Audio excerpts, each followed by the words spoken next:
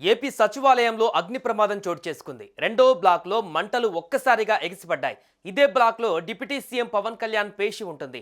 Deputy సీఎంతో పాటుగా హోంమంత్రి అనిత, ఆర్థిక మంత్రి పయ్యావుల, మంత్రులు నాదెండ్ల మనోహర్, కందుల దుర్గేష్, ఆనం నారాయణ పేషీలు ఉన్నాయి. దీంతో సచివాలయంలో ఏం జరిగింది, ఏం జరుగుతోంది, అగ్ని ప్రమాదం వెనుక కారణం ఏంటి, ఈ ఘటన వెనుక ఎవరైనా ఉన్నారా, కేవలం రెండో బ్లాక్లో మంటలు ఎగిసిపడ్డం పైన పాత్ర సూత్రధారులు ఎవరైనా ఉన్నారా, ఇది ప్రమాదమా లేక కుట్రనా అనే కోణంలో విచారణ మొదలైంది. ఏపీ సచివాలయంలో అగ్ని ప్రమాదం జరిగింది. రెండో బ్లాక్ లో ఉన్నటువంటి బ్యాటరీలు ఉంచే ప్రాంతంలో ఈ ప్రమాదం చోటు చేసుకుంది. విషయం తెలుసుకున్న సచివాలయ సిబ్బంది వెంటనే ఫైర్ సేఫ్టీ, ఎస్పీఎఫ్ అధికారులకు సమాచారం ఇచ్చారు. హుటాహుటిన చేరుకున్న ఫైర్ సేఫ్టీ సిబ్బంది మంటలను అదుపులోకి తెచ్చారు.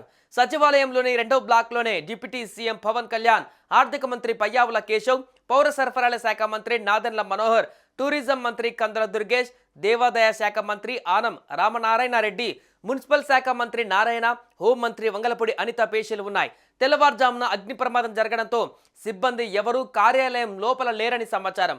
ఈ ఘటనకు సంబంధించి పూర్తి వివరాలు తెలియాల్సి ఉంది. ఈ ప్రమాదం షార్ట్ సర్క్యూట్ కారణంగా జరిగిందా లేక మరేదైనా కుట్ర కోణం ఉందా అనే దానిపైన పోలీసులు విచారణ మొదలుపెట్టారు.